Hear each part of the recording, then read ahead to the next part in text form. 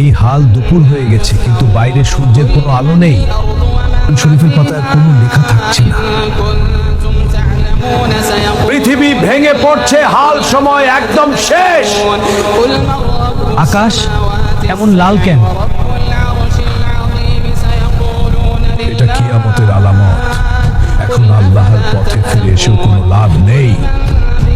কেউ নেই। কোন দিকটা নিরাপদ? এটা কিয়ামতের আলামত, পালাবার জায়গা নেই।